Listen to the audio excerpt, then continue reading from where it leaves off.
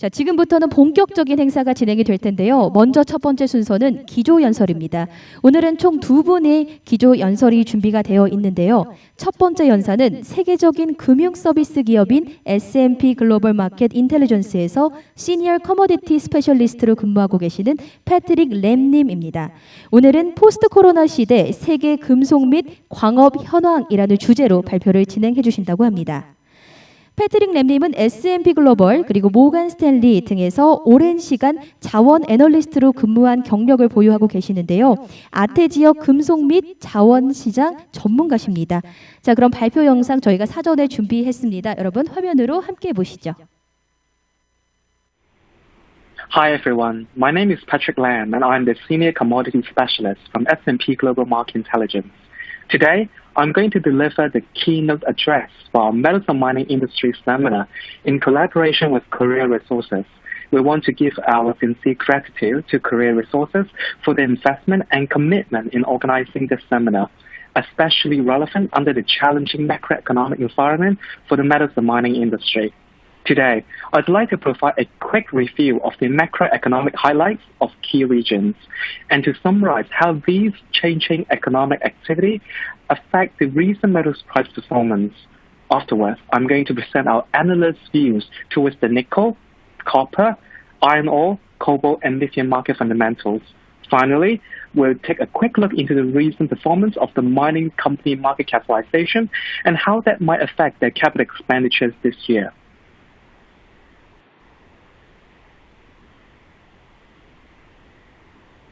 S&P Global Market Intelligence provides comprehensive end-to-end intelligence on the mining sector, covering 3,600 listed mining companies, 35,000 mining projects, 15 commodities covered by mine economics cost curves and datasets, as well as 20-plus years of exploration budget data. This may form into one of the most extensive datasets in the industry. S&P Global Economics now forecasts global GDP to contract 3.8% this year, worse than the 2.4% contraction that was previously expected, mainly reflecting a deeper, longer hit to emerging markets led by India. They see a reasonably strong rebound in 2021 to 2023, with global growth averaging above 4%, but with permanent lost output from the COVID economic shock. While Europe and the Far East seem to be over the worst, cases are increasing in a number of emerging economies. The U.S. economy faces a recession risk. China continues a steady economic recovery, with technology and manufacturing sector performing better than services industry. Vehicle sales have recently begun to pick up again. The SME sector has been slow to respond, which has weighed on employment. The IMF, International Monetary Fund, forecasts that the global economic growth this year at minus 4.9%. The economic recovery remains uncertain and describes the COVID-19 situation as a crisis like no other. The IMF World Economic Outlook projections are just sharply downward again in the June edition. There is a high degree of uncertainty with projections. Advanced economy are expected not to recover to pre-COVID-19 GDP level until 2022. China is expected to manage just 1% of growth this year, supported by strong stimulus spending. However, such economic uncertainty and the low interest rate environment boost the investment sentiment and price performance of gold and silver. Following the second wave of COVID-19 in the U.S. Sunshine Belt, and among fears of a weaker-than-expected economic recovery, there was renewed purchasing of U.S. treasuries. Gold, as a safe haven, tends to move in the opposite direction, as it did in July, reaching all-time price highs. This is demonstrated by the left-hand side chart, showing the comparison of gold price and the inverse U.S. 10-year treasury yield. Silver, which had dropped in price more than any other metals, has benefited from overspill in 2020. The industrial commodities, which include copper, nickel, zinc, and iron ore rebound strongly, especially after May this year, driven by the recovery of the Chinese economic activity. In the chart here, you can witness the price recovery in Q2 with a base index of 100 set as 1st of April. In Q2 2020, the copper price rose the most percentage among the four commodities at 26.5%. This is followed by iron ore, nickel, and zinc. Using a similar chart, we also like to observe the precious metals price performance in Q2 2020. Silver, among gold, platinum, and palladium, had witnessed the stronger price recovery at 29.5% due to its lower base, followed by platinum and gold. In contrast, palladium experienced a 12.9% price decline during the quarter. In the few following slides, we're going to examine in greater details our proprietary views towards the supply and demand fundamentals of nickel, zinc, copper, iron ore, cobalt, and lithium, as well as in-house price forecast. To begin with, our analysts expect the average nickel LME price to fall by 7% year to year to US $12,919 per ton this year. In the longer term, price may be more positive. The nickel market still lags the supportive supply side factors, however, such as falling exchange rates and supply disruptions in key producing countries. These reasons recently helped LME copper prices return to pre-pandemic levels. On the supply side, Norilsk Nickel has been ordered to suspend operations at parts of power units for 90 days following an Arctic fuel spill in May.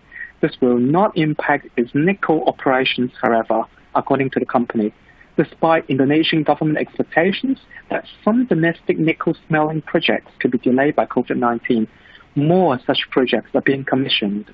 We expect Indonesian primary nickel output to increase by 175,000 tons to 550,000 tons this year.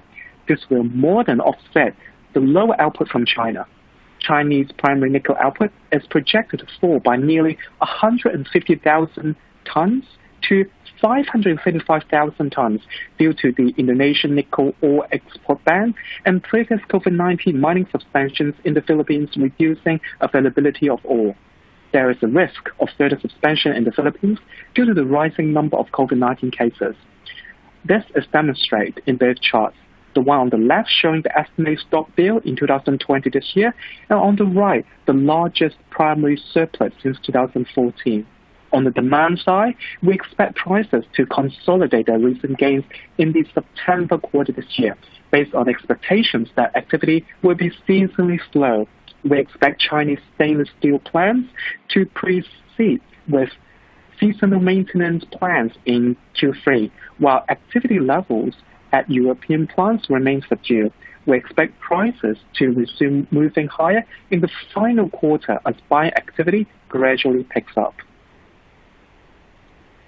Now for zinc, Q2 had lower average prices than Q1, but since zinc price rallied at the end of the quarter, a U-shaped recovery was witnessed, and the zinc price continued to do so in July.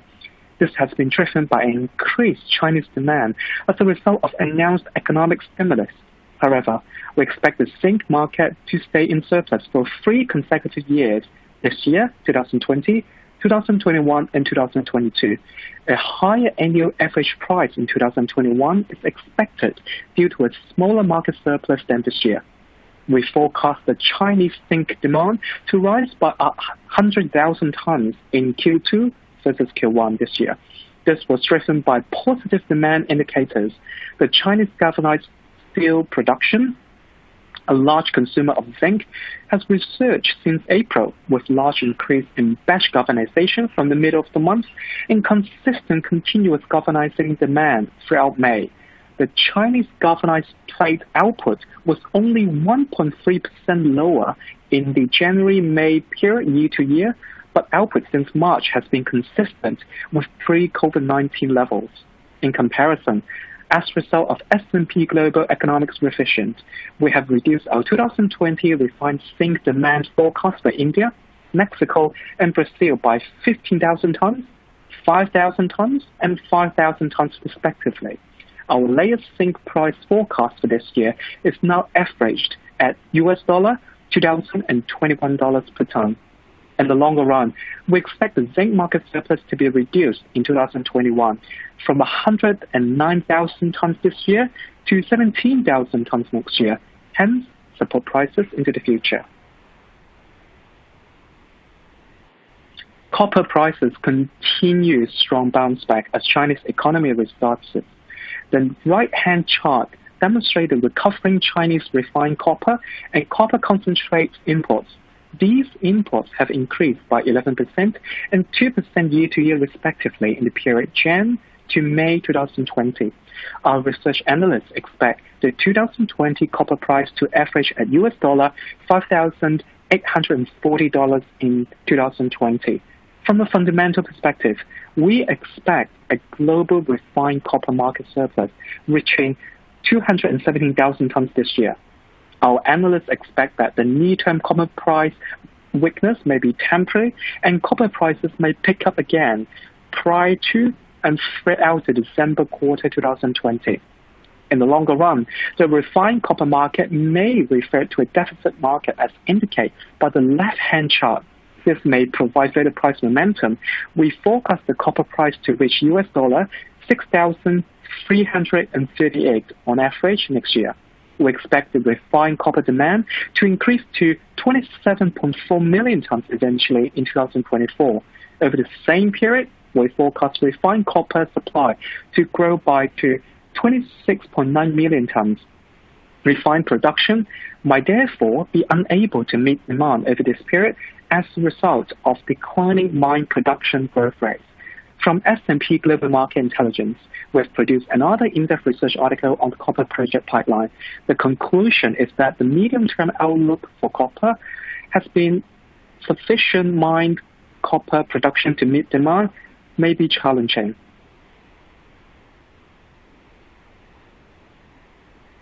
For iron ore, we expect a relatively balanced seaborne iron ore market this year with a forecast average price of $91.7 per ton.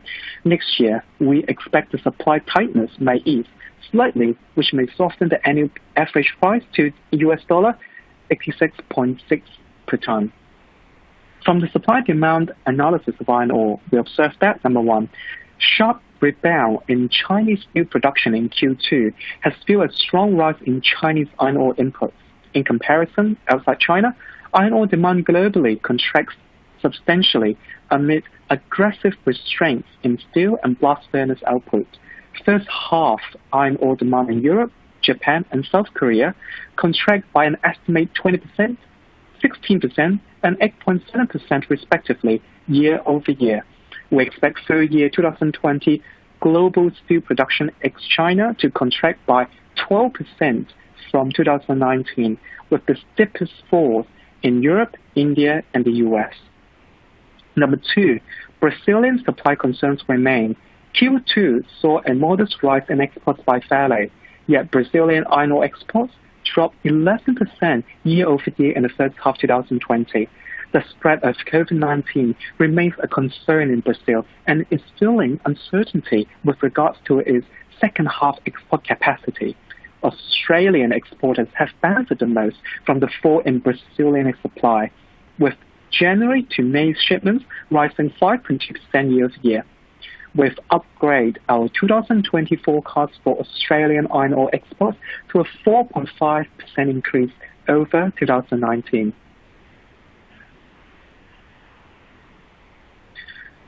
Weak demand continues to push lithium price lower, while logistic delays ease cobalt price declines.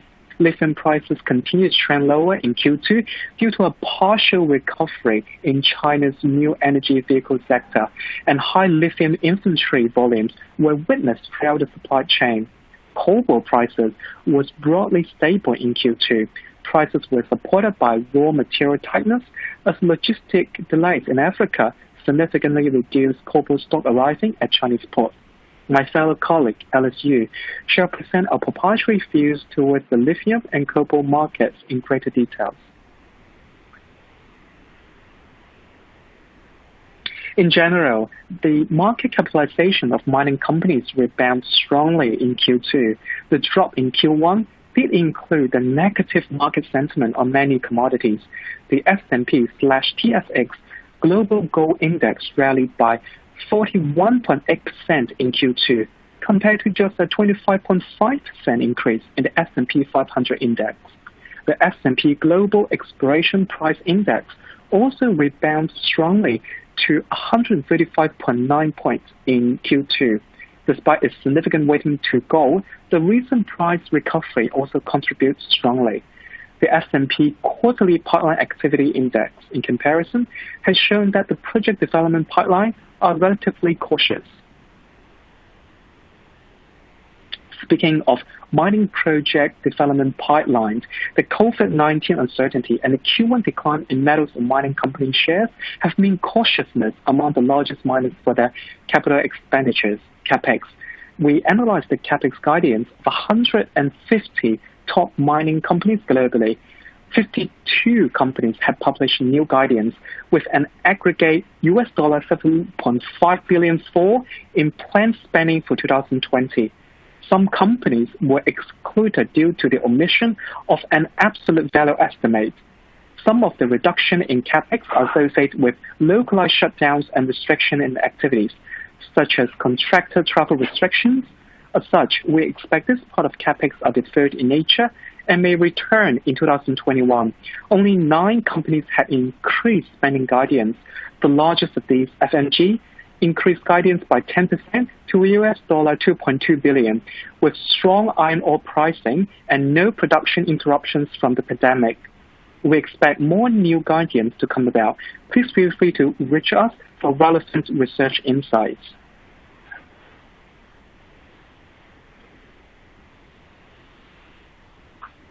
Thank you so much time for you attending our keynote address, Metals and Mining Industry today. 네, 패트릭 램님의 발표 진심으로 감사드립니다. 최근 코로나 사태로 인해 전 세계 니켈, 아연, 구리, 철강석 등 금속 광물 수급 및 가격에 어떤 영향이 있었는지, 또한 향후 중장기적인 측면에서 어떤 변화가 있을지에 대한 이야기를 상세하게 해주셨는데요. 현재 경제적 불확실성 그리고 저금리 환경 등으로 인해 원자재 가격이 상승하고 수급이 원활하지 않은 어려움이 있지만은 저희 빠른 시일 내에 해결되기를 간절하게 바라보겠습니다. 아울러 발표를 들으면 여러분께서 궁금해하실 만한 질문을 저희가 한 가지 준비했습니다. 코로나19로 인해 올해 전 세계 광산 운영에는 어떤 영향이 또 있었고 금속 생산이 혹시 중단된 사례가 있었는지 궁금해졌는데요. 답변 역시 여러분 영상으로 함께 만나보시겠습니다. We have identified as at 25th June 2020 disruptions to 275 mine sites in 36 countries. In summary, we see precious metals operations are the most affected, led by gold.